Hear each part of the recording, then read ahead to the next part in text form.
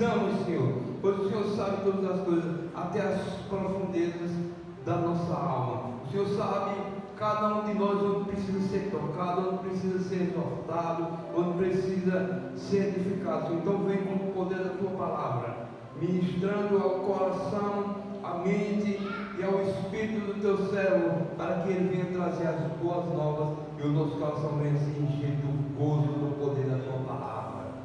Que venha, Senhor, o teu reino sobre nós, o reino de paz, justiça e alegria, através do poder da tua palavra. E venha a nós o teu reino, seja feita a tua vontade, em nome de Jesus.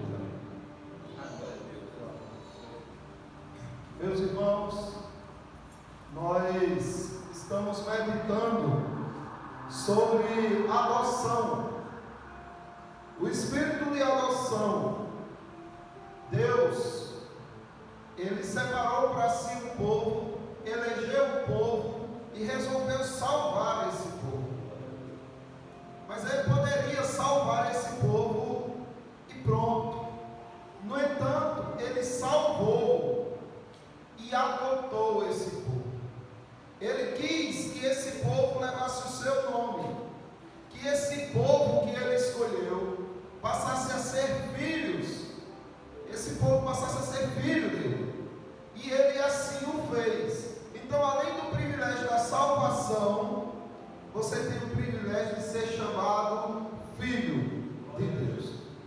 E nós estamos vendo nas Escrituras que a adoção trata dessas coisas, como diz na confissão de fé do Westminster.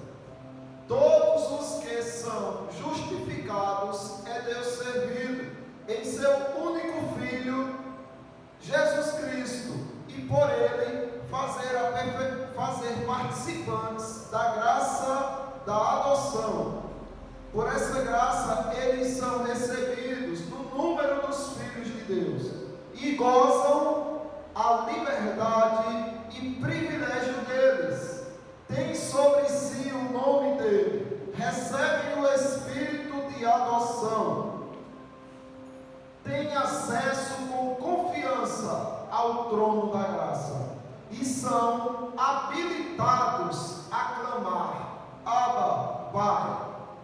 São tratados com comiseração, protegidos, providos e por Ele corrigidos como por um Pai.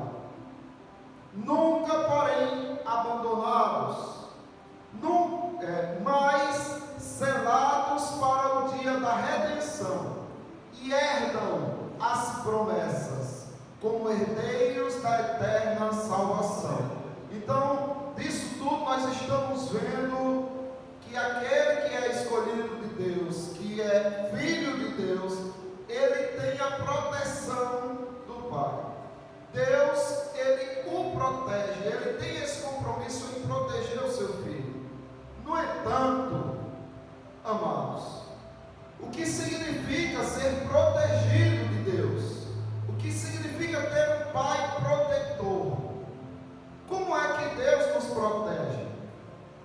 E aí, nós temos visto que aqueles que amam ao Senhor, que aqueles que servem ao Senhor, são muitas vezes atingidos, são muitas vezes feridos, muitas vezes são perseguidos, são capturados, são presos e muitas vezes são mortos cruelmente.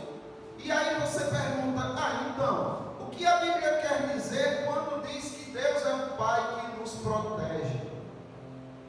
E aí nós vamos entender à medida que nós conhecemos o nosso Pai. O que é que Ele quer de nós? Ele quer nos proteger de quê? Então hoje nós vamos ver que para ser protegido, muitas vezes você precisa ser ferido. Para ser protegido, muitas vezes você tem que ser atingido. Observe aqui: Deus protege os seus filhos de quê? Do que Deus protege os seus filhos? Existiu um homem na terra que ele recebeu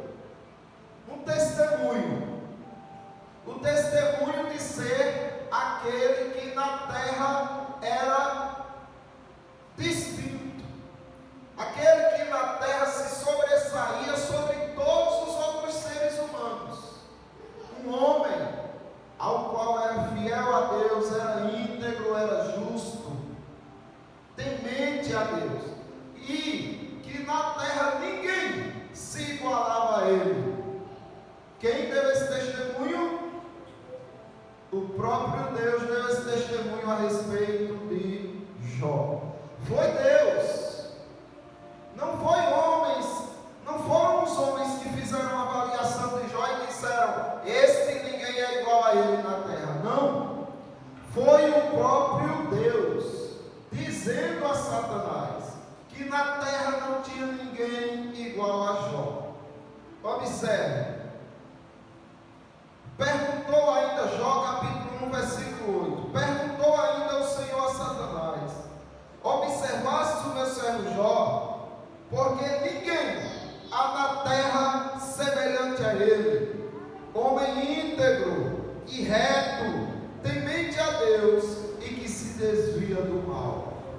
Bem, então era um homem que tinha toda a aprovação de Deus, que podia dizer que era filho de Deus, pois o próprio Deus dava testemunho dele.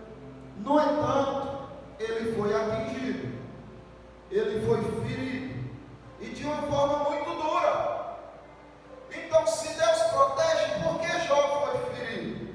Porque Deus queria proteger Jó, e também a todos que aqui estão, da pobreza espiritual. Da pobreza espiritual. Deus ele não vai deixar que seus filhos morram pobres espiritualmente, porque financeiramente sim, podem morrer pobres, mas espiritualmente Deus trabalha para que eles morram ricos. Veja só esse contexto do qual Satanás é enviado por Deus para ferir Jó.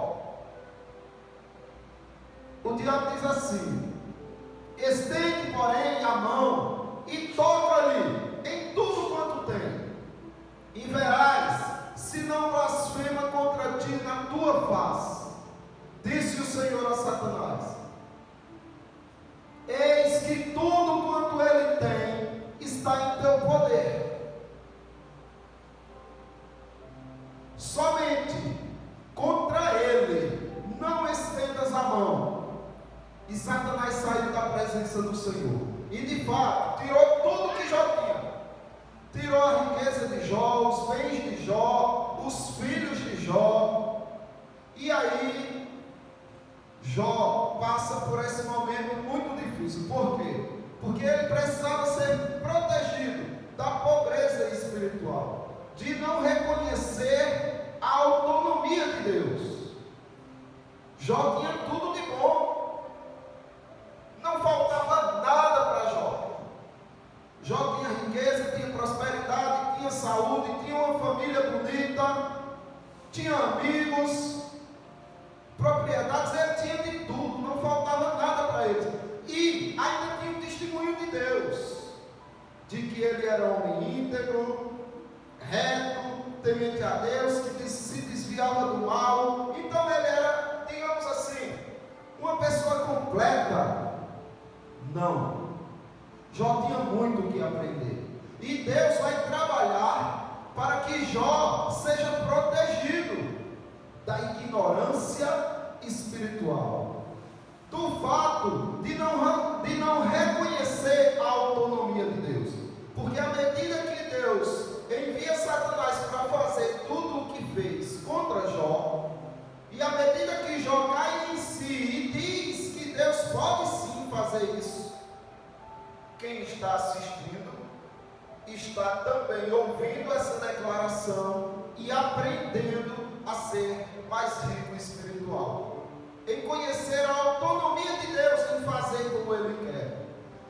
Então, depois de perder tudo, Jó se levantou, rasgou o seu manto, rapou a cabeça e lançou-se em terra e fez o quê? Adorou numa dor terrível. Mas o que é adorar? Adorar é reconhecer que Deus pode fazer o que quer com sua vida, reconhecer a autonomia de Deus. E ele diz: nu saí do ventre da minha mãe, e nu voltarei. O Senhor o deu, o Senhor tirou. Bendito está podendo expressar a sua riqueza espiritual em reconhecer a soberania de Deus, a autonomia de Deus, a vontade de Deus. Olha, Deus é aquele que pode dar, mas também é aquele que pode tirar. Deus dando ou Deus tirando, é nosso dever o adorar e reconhecer a sua grandeza. E aí, protegido da ignorância espiritual, veja só, Satanás volta diante de Deus e Deus o confronta e diz: olha aí, tirou tudo, fez o que você queria e continuou sendo um adorador de verdade. O diabo diz: mas também com saúde, não é? Qualquer pessoa dá tudo que tem para ter sua saúde. E com saúde ele quis dar a entender que Jó poderia recuperar tudo e por isso estava tranquilo. E aí Deus manda ele tocar na saúde de Jó. Só que Deus põe limite. E observe isso. Deus deu esse poder a Satanás de tocar em Jó. Será que antes Satanás não queria tocar? É lógico. Só que Deus protege os seus filhos. Agora, quando Deus tem um plano, quando Deus tem algo a fazer com que seus filhos cresçam, muitas vezes esse crescimento vem através da dor, da perda, do sofrimento. E aí, Satanás diz assim para Deus: estende, porém, a mão, toca-lhe nos ossos e na carne, e verás se não blasfema de ti na tua face. Ou seja, é porque até agora não tocou nele, tocou nas coisas que ele tem, mas se tocar nele, e realmente Satanás acreditava nisso, porque para Satanás a coisa que mais importa é ele, e para muitos que servem ao diabo a coisa que mais importa é ele mesmo. Só que para aqueles que seguem a Cristo, a coisa que mais importa é o seu Deus. Ainda que sua vida seja dizimada daqui da terra, ele continua amando e adorando a Deus. Foi o que aconteceu. Disse o Senhor a Satanás: eis que ele está em teu poder. As coisas deles estavam no poder de Satanás. Satanás tirou tudo, mas não tocou nele. Agora Deus diz: olha, eu tenho um plano, então você vai tocar nele, mas poupa-lhe a vida. Então observe que existiam regras e que Satanás tinha que cumprir elas à risca, porque quem falava era o soberano, que manda em tudo. E aí, isso faz com que Jó seja protegido dessa ignorância espiritual, em não reconhecer a soberania de Deus. Então, depois que Jó estava cheio de tumores, apodrecendo, sofrendo, sua mulher lhe diz: ainda conserva a tua integridade? Amaldiçoa esse Deus e morre. Sugestão dela foi: amaldiçoa a Deus, depois se matam. Mas é óbvio, Deus tinha um plano aí. Jó, ele precisava perder toda aquele conforto que ele tinha. Ele precisava aprender a ser só ele e Deus. Ele não podia ter a segurança da esposa, ele não podia ter a segurança dos amigos. Por isso que os amigos o acusavam, por isso que a esposa falou dessa forma, porque aqui era uma prova onde Jó precisava perder toda aquela ignorância espiritual que ainda restava nele, porque Jó era um homem fiel e íntegro, mas existiam coisas que precisavam ser aprimoradas. Jó ainda tinha muito que ser lapidado. Ninguém chegou a 100%, a não ser o Senhor Jesus Cristo. E todos precisam ser lapidados. E aí, Jó responde à sua esposa: falas como qualquer doida. Temos recebido o bem de Deus, e não receberíamos também o mal, em tudo isso, não pecou Jó com os seus lábios. Ou seja, a Escritura está confirmando de que o que Jó estava dizendo era o que de fato estava acontecendo. Deus estava apoiando essas palavras de Jó. Ele não pecou com os seus lábios. E aí, meus irmãos, Jó está sendo lapidado nessa situação, protegido da atrofia espiritual. Jó não podia ser atrofiado espiritualmente.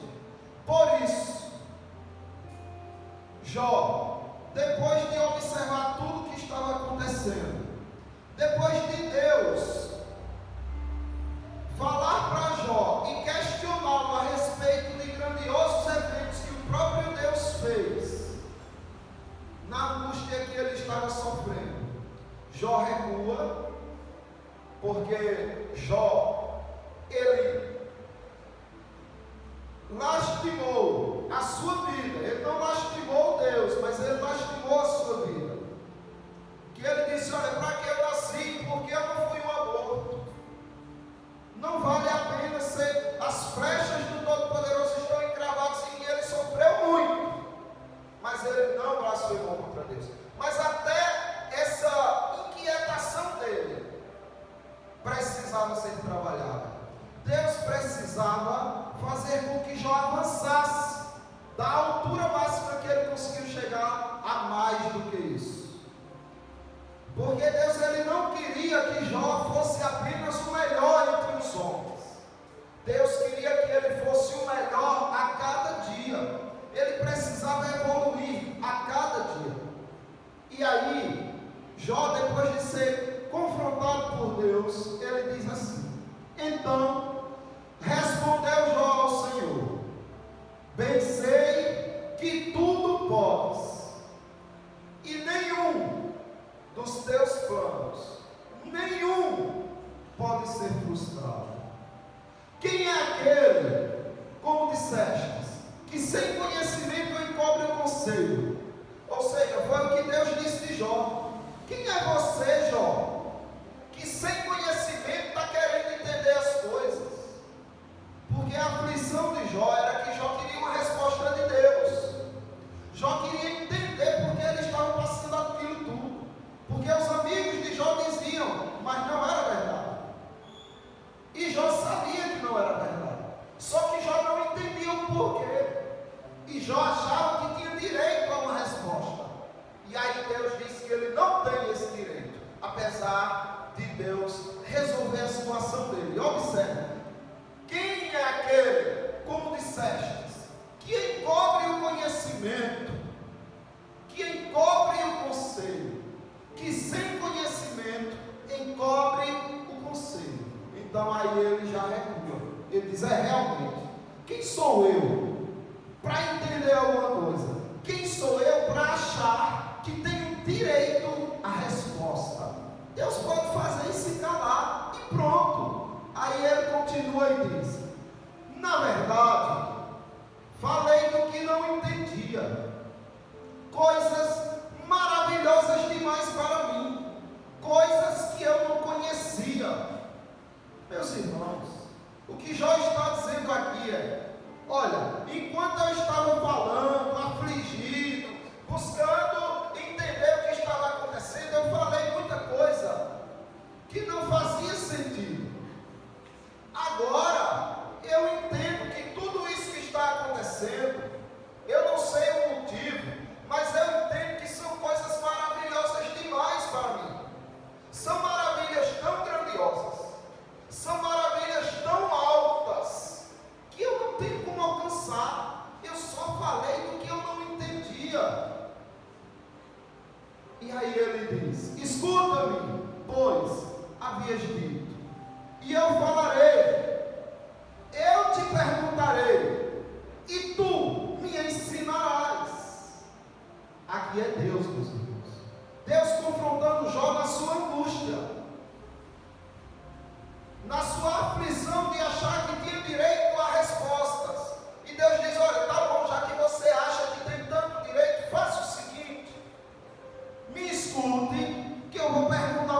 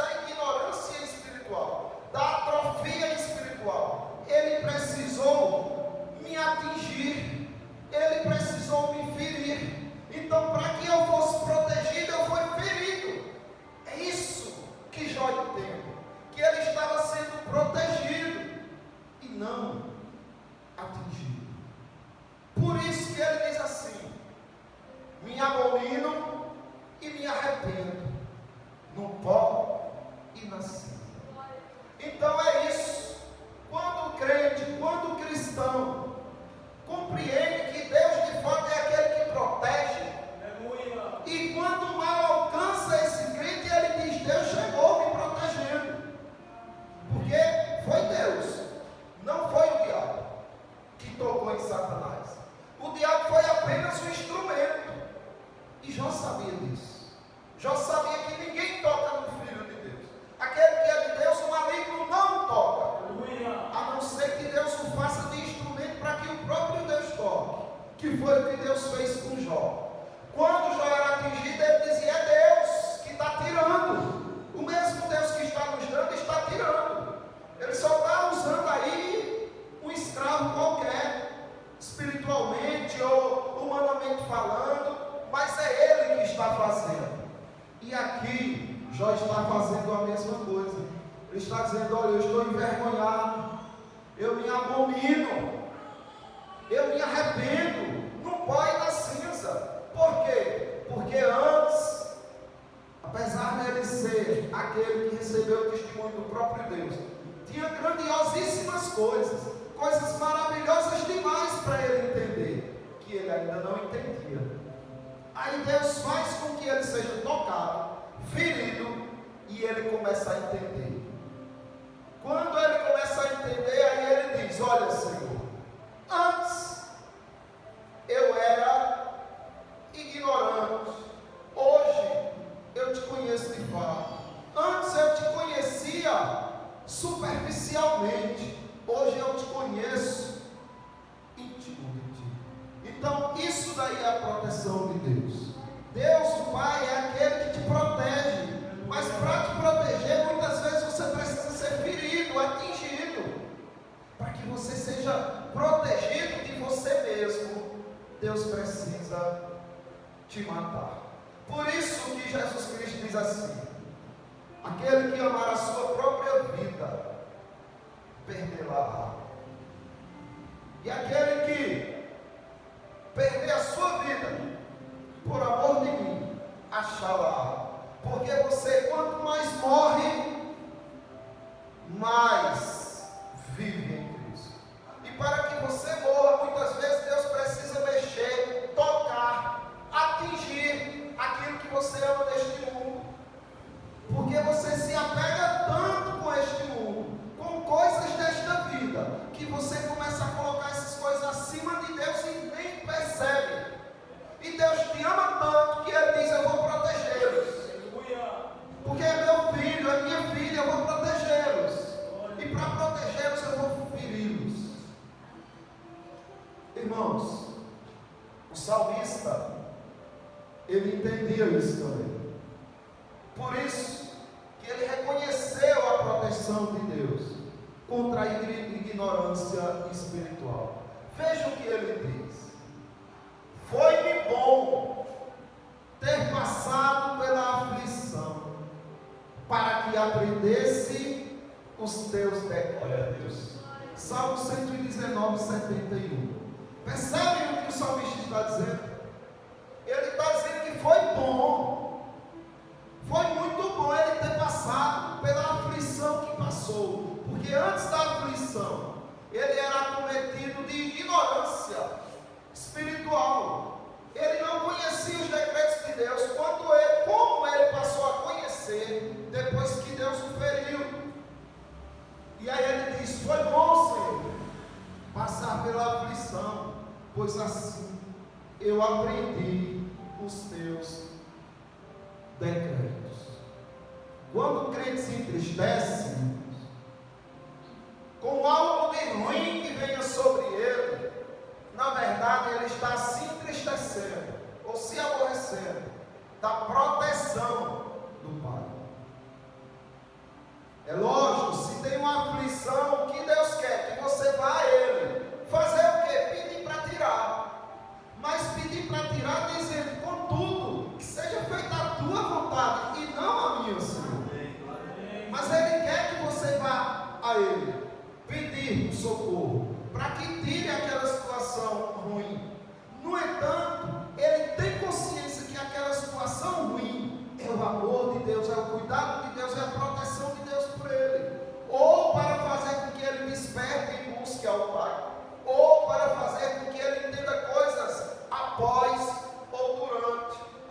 processo de dor, de sofrimento. Por isso que o apóstolo Paulo ele diz assim aos Romanos, na sua epístola, capítulo 8, versículo 28. Sabemos que todas as coisas, quando ele diz todas as coisas, é porque são todas as coisas, não fica nada de fora. Tudo que acontece com você coopera, contribui, trabalha para o teu bem, para o bem daqueles que amam a Deus, daqueles que são chamados segundo o seu propósito. Então, quer ver a proteção de Deus? É só olhar ao seu redor e ver o que está acontecendo com você, o que já aconteceu, e esperar pelo que vai acontecer ainda. Independente das pessoas ou de você julgar algo bom ou ruim, do que está para vir, de uma coisa certa, é a proteção de Deus em ação pela tua vida. Entenderam, irmãos? Então, vamos confiar nesse cuidado, nesta proteção, neste amor de pai para com o filho. O amor dele supera em muito o amor de um pai terreno, por melhor que este seja. Se um pai terreno trabalha para dar coisas boas aos seus filhos, muito mais o Pai Celestial. Então descansemos nesse cuidado, nessa proteção do nosso Pai. Algum irmão vai querer comentar, questionar, acrescentar algo? Passa ali, irmãos, para lá. Glória a Deus. Boa noite. Boa noite, Pai Santo. Amém. Nós queremos ressaltar aqui, nós queremos ter uma importância, dizendo que muitos cristãos, e até aqueles que também não são, dão muito crédito ao diabo. E a gente vê que não. E a última palavra, na verdade, é o nosso Deus, é o Cristo da cruz. Aproveitando que ele tem o poder de tudo e de todas as coisas, que levou lá ao Senhor, pedir a permissão a Ele. Isso. Então, só contribui dizendo isso, que possamos entender que, de fato, o poder está sob o domínio de Deus, não do diabo. Isso deve nos deixar bem confortável, bem confortáveis e confiantes, saber que até o diabo treme diante da soberania do nosso Deus. Amém, glória a Deus. Deus seja louvado. A respeito desse detalhe que Deus protege o homem quando atinge, isso aconteceu com o apóstolo Paulo, quando ele foi elevado ao céu. Ele falou com esse homem que há 14 anos, não sei se fora do corpo, foi levado até o terceiro céu, e lá ouviu coisas inefáveis que ao homem não é lícito ver, e viu e ouviu coisas grandiosas, E para que ele não se exaltasse, então Paulo, houve essa possibilidade de Paulo se exaltar, para que ele não se exaltasse pelas excelências da revelação que lhe foram mostradas. Deus enviou um espinho na cara, saber, um mensageiro de Satanás, para que o esbofeteasse todas as vezes, para que ele não se soberbecesse. E a palavra de Deus também declara que Paulo orou ao Senhor 3 vezes para que fosse afastado dele aquele espinho na carne, mas Jesus falou: não, porque a minha graça te basta, pois o meu poder se aperfeiçoa na sua fraqueza. Então, o apóstolo Paulo, ele foi preciso ser submetido a esse castigo para que ele não vivesse na soberba. Amém, é verdade. E aí ele reconhece isso, Washington? E aí ele diz: olha, quando Cristo diz, Paulo, o meu poder está se aperfeiçoando na tua fraqueza, nesse teu sofrimento. Aí Paulo diz: epa, então, de boa vontade, mas me gloriarei nas minhas fraquezas, para que sobre mim repouse o poder de Cristo. Pelo que eu sinto prazer nas angústias, nas tribulações, nas perseguições, nas necessidades, por amor de Cristo. Porque quando sou fraco, então é que sou forte. Então é isso daí. Sabe que Deus ele quer nos ensinar que Ele nunca deixa de nos proteger. Até aquele momento que a gente está ferido, sentindo muita dor, que a gente pensa: onde está o nosso Pai? Ele diz: aqui, te protegendo da tua arrogância, do teu orgulho, orgulho, eu estou te moldando, eu estou te provando, eu estou te aprimorando, para que você seja protegido por mim da ignorância espiritual. Amém, irmãos? Então, agradeço a oportunidade. Sim. E a gente também vê, né, pastor, que tudo aquilo que aconteceu no livro de Jó teve um propósito. Isso. Né? Teve um propósito. Só que a gente cristão, às vezes, a gente passa por uma tempestade, por uma angústia, e a gente não entende trabalhar em propósito de Deus para aquilo. E muitas das vezes a gente desiste da caminhada. E hoje à noite a gente aprendeu que devemos não retroceder, mas sim avançar agora. Amém. Então, o sofrimento do Filho de Deus tem um propósito. Deus não aflige os seus filhos à toa. Tem algo grandioso por trás do seu sofrimento, tá? Mas continue clamando a Ele para que Deus faça um milagre e tire de você